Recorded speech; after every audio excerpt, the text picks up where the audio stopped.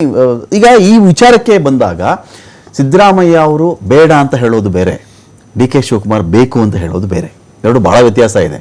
D K Shivakumar ಬೇಕು ಅಂತ ಹೇಳ್ತಾ ಇದ್ರೆ ಅದೇ ಕಾರಣಕ್ಕೆ ನನಗೆ ಸಿದ್ದರಾಮಯ್ಯನವರು ಬೇಡ ಅಂತ ರಾಜ್ಯ ರಾಜಕಾರಣದಲ್ಲಿ ಮಾತನಾಡೋರು ವಿರಳ. ಒಂದು ಚಾನ್ಸ್ ಕೊಡ್ಲಿ ಅಂತ ಹೇಳ್ತಾರೆ. ಇದೇ ಪ್ರಶ್ನೆ ಬಂದಾಗ ಸಿದ್ದರಾಮಯ್ಯನವರು ಅವ್ರಿಗೆ ಏನಪ್ಪ ಅನ್ಯಾಯ ಮಾಡಿದ್ರು ಅಂತ ಕೇಳಿದಾಗ ಅದಕ್ಕೆ ಉತ್ತರಿಸಕ್ಕೆ ತಡವರಿಸಬಹುದು ಅವರು ಅಲ್ವಾ. ಈಗ ಡಿ ಕೆ ಶಿಗೆ ಚಾನ್ಸ್ ಕೊಡಿ ಅನ್ನೋದು ಸಿದ್ದರಾಮಯ್ಯನವ್ರು ಸಾಕು ಅನ್ನೋ ಅರ್ಥನ, ಇವ್ರಿಗೊಂದು ಅವಕಾಶ ಇರಲಿ ಅಂತ ಒಂದು ಅರ್ಥನ, ಎಂಟೈರ್ ಜಾತಿ ಈಕ್ವೇಷನ್ ಇಂದ ಹಿಡ್ಕೊಂಡ್ರೆ ಕಾಂಗ್ರೆಸ್ನ ಮತಗಳ ಬುಟ್ಟಿನೇ ಅಲುಗಾಡಿ ಹೋಗ್ಬಿಡುತ್ತೆ ಸಿದ್ದರಾಮಯ್ಯನವ್ರನ್ನ ಟಚ್ ಮಾಡಕ್ ಹೋದ್ರೆ ಅನ್ನೋ ಒಂದು ಭಯ ಕೂಡ ಅನೇಕರಲ್ಲಿ ಇದೆ. ಇದು ನಿಜನಾ ದರ್ಶನ್ ನಿಮ್ಮ ಪಾರ್ಟಿನಲ್ಲಿ? ನೋಡಿ, ನಮ್ಮ ಪಕ್ಷದಲ್ಲಿ ಹಿಂದಿಂದ ಒಂದು ಪದ್ಧತಿ ಇತ್ತು, ಯಾರು ಕೆಪಿಸಿಸಿ ಅಧ್ಯಕ್ಷ ಆಗ್ತಾರೆ ಅವರೇನೆ ಮುಖ್ಯಮಂತ್ರಿ ಸ್ಥಾನವನ್ನ ಪಡಿತಾ ಇದ್ರು.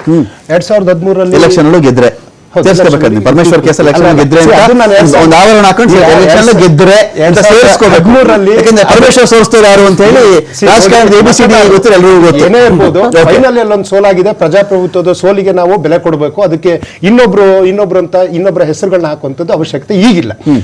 ಇಲ್ಲಿ ಡಿ ಕೆ ಶಿವಕುಮಾರ್ ಅವರು ಒಂದು ದಾವಣಗೆರೆ ಮತದಾರ ಅಂತ ಹೇಳ್ಬಿಡೋಣ ನಾವು. ಹಂಗಾರೆ ದಾವಣಗೆರೆ ಸೌತ್ ಮತದಾರ ಅಂತ ಹೇಳ್ಬಿಡೋಣ. ಒಳೆ ಇಟ್ಟು ಅಂತೆಲ್ಲ ಮಾತಾಡಬಾರ್ದು, ಒಳೆ ಇಟ್ಟು ಶಬ್ದ ಬಳಸಬಾರ್ದು. ನಾರಾಯಣ ಅವರು ಒಂದು ಹೋಟೆಲ್ ಗೆದ್ರು ಸರ್. ಸೊ ಒಂದ್ರಲ್ಲಿ ಗೆದ್ರು ಗೆಲುವೆ ಸರ್, ಒಂದ್ರಲ್ಲಿ ಸೋತ್ರು ಸೋಲೇನೆ. ಸೊ ಫೈನಲ್ ಏನು ಮಾತು ಅಂಡರ್ಲೈನ್ ಮಾಡಿ ಬೇಕಾಗುತ್ತೆ ಸರ್. ನಾಲ್ಕು ಬರೋಣಂತೆ ಸರ್. ಇವಾಗ ಈ ಮುಖ್ಯಮಂತ್ರಿ ಹುದ್ದೆ ಅನ್ನುವಂಥದ್ದು ನಾ ಹೇಳಿದಾಗ ಒಂದೇನೆ, ಹಿಂದಿನ ರಾಜಕೀಯಕ್ಕೆ ನಾವು ಹೋದ್ರೆ ವೀರೇಂದ್ರ ಪಾಟೀಲ್ ಅವರಿಗೆ ಮೇ ಬಿ ಅವ್ರ ಮನೆಯವ್ರಿಗೂ ಗೊತ್ತಿರ್ಲಿಲ್ವೇನೋ ಅವ್ರು ರಾಜೀನಾಮೆ ತಗೊಳ್ತಾರೆ ಅಂತ. ಬಂಗಾರಪ್ಪನವರು ಕನಸು ಕಂಡಿರ್ಲಿಲ್ವೇನೋ ಆ ದಿನಮಾನಸಕ್ಕೆ ಬಂಗಾರಪ್ಪನವರು ಮುಖ್ಯಮಂತ್ರಿ ಆಗ್ತಾರೆ. ಆಮೇಲೆ ಮೊಯ್ಲಿಯವರು ಮುಖ್ಯಮಂತ್ರಿ ಆಗುವಂತ ಸಂದರ್ಭದಲ್ಲಿ ಎಸ್.ಎಂ. ಕೃಷ್ಣ ಅವರು ದೇವಸ್ಥಾನಕ್ಕೆ ಹೋಗಿ ಪೂಜೆ ಮಾಡಿಸ್ತಾ ಇರ್ತಾರಂತೆ, ನನಗೆ ಒದಗ್ ಬಂತು ಪಟ್ಟ ಅಂತ ಹೇಳ್ಬಿಟ್ಟು. ಆದ್ರೆ ವೀರಪ್ಪ ಮೊಯ್ಲಿಯವರು ಮುಖ್ಯಮಂತ್ರಿ ಆದ್ರು. ಆಮೇಲೆ ಎಸ್.ಎಂ. ಕೃಷ್ಣ ಅವರಾದ್ರು. ಧರ್ಮಸಿಂಗ್ ಅವರು ಅನ್ಕೊಂಡಿರ್ಲಿಲ್ವೇನೋ ಆ ಒಂದು ಸಂದರ್ಭ. ದೇವೇಗೌಡರ ಆಶೀರ್ವಾದ ಹಾಗೇನೆ ಕಮ್ಯುನಿಟಿ ಊರೆಲ್ಲ ತಿರುಗಿದ್ರು. ಇದೇ ಧರ್ಮಸಿಂಗ್ ಅವರು 519 ಓಟ್ ಇರ್ಲಿಲ್ಲ. ನನಗೇನು ಅಪಾಯ ಆಗ್ಲಾರ ಮುಂದಿನ ದಿನಗಳಲ್ಲಿ ಧರ್ಮಸಿಂಗ್ ಕೊಟ್ಬಿಡೋಣ ಸ್ಟ್ರಾಟಜಿ ಅವತ್ತಿಂದೇನೋ ಇತ್ತೇನೋ. ಸೊ ಆದ್ರೆ ಕುಮಾರಸ್ವಾಮಿ ಅವರು ಮೊದಲ ಬಾರಿ ಶಾಸಕರಾಗಿ ರಾಜ್ಯನೇ ಗೊತ್ತಿರ್ಲಿಲ್ಲ ಅವರು ಒಬ್ರು ಮುಖ್ಯಮಂತ್ರಿ ಆಗ್ತಾರೆ ಅಂತೇಳಿ. ಆದ್ರೆ ಒಂದು ವಚನ ಭ್ರಷ್ಟ ಅಂತ ಹೇಳ್ಕೊಂಡು ಯಡಿಯೂರಪ್ಪನವರು ಮುಖ್ಯಮಂತ್ರಿ ಆದ್ರು. ಯಡಿಯೂರಪ್ಪನವರು ಜೈಲಿಗೆ ಹೋಗ್ತಾರೆ ಅಂತ ಕನಸು ಕಂಡಿರ್ಲಿಲ್ಲ ಯಾರು. ಆ ಒಂದು ಪರಿಸ್ಥಿತಿ ಕರ್ನಾಟಕ ರಾಜ್ಯದಲ್ಲಿ ಮೊದಲು. ಆಮೇಲೆ ಸದಾನಂದ ಗೌಡ್ರು ಮತ್ತೆ ಜಗದೀಶ್ ಶೆಟ್ಟರು. ಹೀಗೆ ನಾನು ಯಾಕೆ ಇಷ್ಟೆಲ್ಲ ಉದಾಹರಣೆ ಕೊಟ್ಟೆ ಅಂದ್ರೆ, ಈ ರಾಜಕೀಯ ಚದುರಂಗದ ಆಟದಲ್ಲಿ ಯಾರು ಅನ್ಕೊಂಡಿರ್ತೀವಿ ಅವ್ರಾಗಿರಲ್ಲ, ಯಾರು ಅನ್ಕೊಂಡಿರಲ್ಲ ಅವ್ರಾಗುವಂತ ಸನ್ನಿವೇಶ, ಯಾರು ಆಗೇ ಆಗ್ತಾರೆ ಅವ್ರಾಗಿರ್ತಕ್ಕಂಥ ಕೆಲವೊಂದು ಅದ್ ನಾವೇನು ಮಾಡೋದಕ್ಕೆ ಆಗುದಿಲ್ಲ ಸರ್. ಆದ್ರೆ ಈ ನಮ್ಮ ಪಕ್ಷದಲ್ಲಿ ಯಾವುದೇ ತೀರ್ಮಾನ, ನಾನು ನಿಮ್ಗೆ ವೀರೇಂದ್ರ ಪಾಟೀಲ್ ಅವ್ರದ್ದು ಮತ್ತೆ ನನ್ನ ಪ್ರಶ್ನೆ ಬಹಳ ಸರಳವಾಗಿ ಕೇಳಿದೆ. ಡಿ ಕೆ ಶಿವಕುಮಾರ್ ಅವರು ಮುಖ್ಯಮಂತ್ರಿ ಆಗಬೇಕು ಅನ್ನೋ ಕಾರಣಕ್ಕೆ ಕೇಳ್ತಿರೋರು ಜಾಸ್ತಿ ಇದಾರ, ಸಿದ್ದರಾಮಯ್ಯನವರು ಬೇಡ ಅನ್ನೋ ಕಾರಣಕ್ಕೆ ಇವ್ರು ಬೇಕು ಅಂತ ಕೇಳ್ತಿರೋರು ಜಾಸ್ತಿ ಇದ್ದಾರೆ? ನೀವೇ ಉತ್ತರ ಹೇಳಿದ್ರಿ ಅವಾಗ. ಕೆಲವರು ಹೇಳಿದ ತಕ್ಷಣ ಒಂದು ಪಕ್ಷದಲ್ಲಿ ಯಾವುದೇ ನಿರ್ಧಾರ ಆಗುದಿಲ್ಲ ಅಂತ ಹೇಳ್ಬಿಟ್ಟು, ಅಂದ್ರೆ ನೀವು ಕೆಲವೊಂದು ತಾಲೂಕುಗಳ ಅಸೆಂಬ್ಲಿಗಳ ಉದಾಹರಣೆಯನ್ನು ಕೊಟ್ರಿ, ಶಾಸಕರ ಉದಾಹರಣೆಯನ್ನು ಕೊಟ್ರಿ.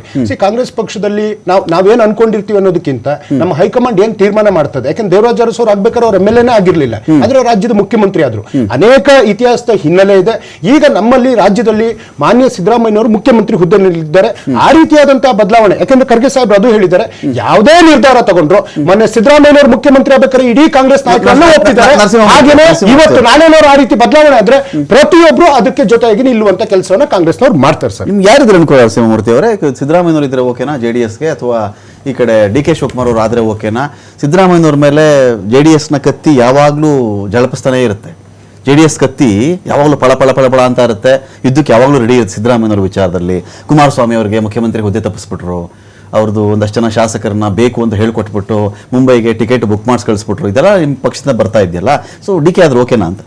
ಸರ್, ಕಾಂಗ್ರೆಸ್ ಪಕ್ಷಕ್ಕೆ 2023ರಲ್ಲಿ 136 ಸೀಟ್ ಕೊಟ್ಟಿದ್ದಾರೆ. ಅವರು ಸಿದ್ದರಾಮಯ್ಯರನ್ನಾದ್ರೂ ಮಾಡಲಿ, ಡಿ ಕೆ ಶಿವಕುಮಾರ್ನಾದ್ರೂ ಮಾಡಲಿ, ಅಥವಾ ಪರಮೇಶ್ವರ್ ಅಥವಾ ಖರ್ಗೆ ಅವ್ರನ್ನಾದ್ರೂ ಮಾಡಲಿ, ನಮ್ಗೆ ಅದು ಸಂಬಂಧ ಇಲ್ಲ. ಆದ್ರೆ ಯಾರು ಇರಿ, ಈ 5 ವರ್ಷ ನಿಮಗೆ ಜನ ಅಭಿಪ್ರಾಯ 136 ಸ್ಥಾನ ಬಹಳ ದೊಡ್ಡ ಬಹುಮತ. ಅದು ಜನರ ಒಂದು ಇದಕ್ಕೆ ಅಟ್ಲೀಸ್ಟ್ ಒಳ್ಳೆ ಕೆಲಸಗಳು ಮಾಡಿ ಅಂತ ನಾವು ನೀವು ಈ 19, 20, 25 ಈ ಬಾರ್ಡರ್ ದಾಟಕ್ಕೆ ಒದ್ದಾಡ್ತಾ ಇದ್ದೀರಲ್ಲ, ಯಾಕೆ ನಿಮ್ಮ ಪಾರ್ಟಿ ಏನಾಗಿದೆ? ನಿಮ್ಮ ಪಾರ್ಟಿಗೆ ತೀರಾ ಬಿಜೆಪಿ ಶಾಲು ಆಶ್ರಯಿಸುವಂತ ಒಂದು ಪರಿಸ್ಥಿತಿಗೆ ಯಾಕೆ ಹೋಯ್ತು JDS? ನೋಡಿ, ನಾವು ಯಾವ ಬಿಜೆಪಿ ಶಾಲು ಕುತ್ತಿಗೆ ಹಾಕೊಳ್ಳುವಷ್ಟು ಯಾಕೆ ನೋಡಿ, ನಮ್ದೊಂದು ಪರಸ್ಪರ ಬಾಯಿಗೆ ಬಂದಂಗ ರಾಜ್ಯದಲ್ಲಿ ಕೂತ್ಕೊಂಡು ಗುಣಗಾನ ಮಾಡ್ಬಿಡ್ತೀರಿ ಇವತ್ತಿಗೆ. ರಾಜ್ಯದಲ್ಲಿ ನಮ್ದೊಂದು ಪ್ರಾದೇಶಿಕ ಪಕ್ಷ. ನಾವು ಕಾಂಗ್ರೆಸ್ ಜೊತೆ ಇಷ್ಟು ದಿನ ಬಹಳಷ್ಟು 99ರಿಂದ ಅಲ್ಲಿ ಸಣ್ಣ ಪಕ್ಷ ಬಹಳಷ್ಟು ಅಂತ ಚುನಾವಣೆ ಟೈಮಲ್ಲಿ ಬಂದಾಗ ಮುಖ್ಯಮಂತ್ರಿ ಹುದ್ದೆ ನನಗೆ ಬೇಕು ಅಂತೀರಿ ನೀವು ಅಲ್ಲ, ಕಿಂಗ್ಮೇಕರ್ ಆಗೋ ಚಾನ್ಸ್ ಅಲ್ಲ ಸರ್, ಅವಾಗ ಸಣ್ಣ ಪಕ್ಷ ಇಲ್ಲ ಅಲ್ಲ ಸರ್, ಅಂತೀರಿ ನೀವು. ನಾವು 2 ಸ್ಥಾನದಿಂದ ತಗೊಂಡಿದ್ದೀವಿ 40 ಅಲ್ಲ ಅದನ್ನ ನೀವ್ ಈಗೆಲ್ಲ ಅಯ್ಯೋ ನಮ್ದೇನಪ್ಪಾ ನಮ್ಮ 58 ನಮ್ಮ ಶಕ್ತಿ ಹಳೆ ಮೈಸೂರು ಉತ್ತರ ಕರ್ನಾಟಕ ಸ್ವಲ್ಪ ಮಾತ್ರ ಅಂತ ಹೇಳ್ತಿರ್ತೀರಿ. ನೀವು ಎಲೆಕ್ಷನ್ ಟೈಮ್ ಬಂದ್ಬಿಡ್ತು ಒಂದು ಚಾನ್ಸ್ ಇದೆ, ಒಂದು ಕಿಂಗ್ ಮೇಕರ್ ಆಗೋ ಚಾನ್ಸ್ ಇದೆ ಅಂದ್ಬಿಟ್ರೆ ರೆಕ್ಕೆ ಮೇಲೆ ನೀರ್ ಹಾಕೊಂಡು ಜೋರಾಗಿ ಬಡ್ದ್ಬಿಟ್ಟು ರೆಡಿ ಆಗ್ಬಿಡ್ತಿರಲ್ಲ. ಅಲ್ಲ ಸರ್, ಈಗ ನಾವೇನು ಹೋಗಿರ್ಲಿವಲ್ಲ 2018ರಲ್ಲಿ ಕಾಂಗ್ರೆಸ್ ಅವರೇ ದೇವೇಗೌಡರು ಮನೆ ಬಾಗಿಲಿಗೆ ಬಂದು ಕೈ Agree. ಕಟ್ಕೊಂಡು ಎಲ್ಲರೂ ನೀವೇ ಆಗಿ ಅಂತ ಅಂದಾಗ ಅವತ್ತು ಖರ್ಗೆ ಮಾತು ಹೇಳಿದ್ರು, ಖರ್ಗೆಯವ್ರನ್ನ ಆಗಿ ಅಂತ ಕುಮಾರಣ್ಣವ್ರು ಹೇಳಿದ್ರು, ದೇವೇಗೌಡರು ಹೇಳಿದ್ರು. ಆದ್ರೆ ಅವತ್ತು ಕುಮಾರಣ್ಣನ್ ಕೊಡಿ ಅಂತ ನಾವೇನು ಕೇಳಿಲ್ಲ. ಮನಸ್ಫೂರ್ತಿಯಾಗಿ ಹೇಳಿದ್ರಿ ನೀವು. ಹೌದು, ಖರ್ಗೆ ಸಾಹೇಬ್ ಹಾಡ್ಬಿಟ್ರಿ ಖರ್ಗೆ ಸಾಹೇಬ್ ಓಪನ್ ಆಗಿ ನೀವು ದಲಿತ ಸಿಎಂ ಆಗಿಲ್ಲ ನಮ್ಮ ರಾಜ್ಯದಲ್ಲಿ, ನೀವು ಆಗಿ ಅಂತ ಓಪನ್ ಆಗಿ ಅವ್ರಿಗೆ ಹೇಳಿದಾಗ ಅವಶ್ಯಕತೆ ಅವತ್ತು ಬಂದಾಗ ಅವ್ರು ತಗೊಳ್ಳಿಲ್ವಲ್ಲ. ಇಲ್ಲ ಕುಮಾರಸ್ವಾಮಿ ಯಾರೇ ಆಗ್ಲಿ 5 ವರ್ಷ ಇರ್ಬೇಕು ಈ ಸರ್ಕಾರ ಅಂತ ಅನ್ಬಿಟ್ಟು ಇವತ್ತು ಅವತ್ತು ಬರೀ 14 ತಿಂಗಳಿಗೆ ಆ ಮಟ್ಟಕ್ಕೆ ಕಾಟ ಕೊಟ್ಟು ಇವತ್ತು ಕಾಂಗ್ರೆಸ್ ಅವರು ಇದಾರೆ, ಅವ್ರಿಗೆ ಹಾಕಿ 3 ವರ್ಷ 2020 ಗೌರ್ಮೆಂಟ್ ಅಲ್ಲಿ ಫಸ್ಟ್ ಪಾರ್ಟ್ ಯಡಿಯೂರಪ್ಪನವ್ರಿಗೆ ಕೊಟ್ಬಿಡ್ಬೇಕಾಗಿತ್ತೇನೋ ನೀವು. ಫಸ್ಟ್ ಪಾರ್ಟ್ ಯಡಿಯೂರಪ್ಪನ ಕೊಟ್ಬಿಟ್ಟು ಆಮೇಲೆ ಸೆಕೆಂಡ್ ಪಾರ್ಟ್ ಕುಮಾರಸ್ವಾಮಿ ಅವ್ರು ತಗೋಬೇಕಾಗಿತ್ತು 2020. ಅವತ್ತಿನ ಪರಿಸ್ಥಿತಿ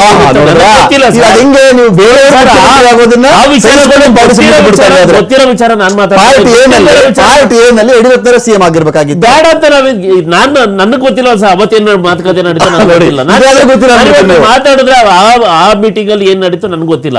ಅವತ್ತು ನೋಡಿ, ರಾಜ್ಯದಲ್ಲಿ ಯಾವತ್ತೂ ಅಧಿಕಾರಕ್ಕೆ ಬರ್ದೇ ಇರೋಂತ ಬಿಜೆಪಿ ಪಕ್ಷದವರು ನಾವು ಸೇರ್ಕೊಂಡು ಸರ್ಕಾರ ಮಾಡಿದಾಗ ನೀವೇ ಆಗಿ ಅಂತ ಅನ್ಬಿಟ್ಟು ಮಾನ್ಯ ಯಡಿಯೂರಪ್ಪನವರು ಕುಮಾರಣ್ಣವ್ರಿಗೆ ಅವಕಾಶ ಶರತ್ ಈಗ ನಿಮ್ ಪಾರ್ಟಿ ಯಾರ ಜೊತೆ ಕುಮಾರಣ್ಣವರು ಸಹ ಯಡಿಯೂರಪ್ಪರಿಗೂ 8 ದಿನ ಸಿಎಂ ಆಗಿದ್ದಾರೆ. ಆ ಮಧ್ಯೆ ಬಂದಂತ ಬೇರೆ ಏನೇನೋ ಕಾರಣಗಳಿಂದ ಅದು ನಮ್ಮಿಂದ ಅಲ್ಲ, ಯಡಿಯೂರಪ್ಪರೇ ಹೇಳಿದ್ದಾರೆ. ಏನಾಯ್ತು ಏನೇನಾಯ್ತು ಅಂತ ಅಂದ್ಬಿಟ್ಟು ಆ ದಿನಗಳನ್ನ ಮತ್ತೆ ನಾವು ನೆನಪಿಸೋದು ಬೇಡ.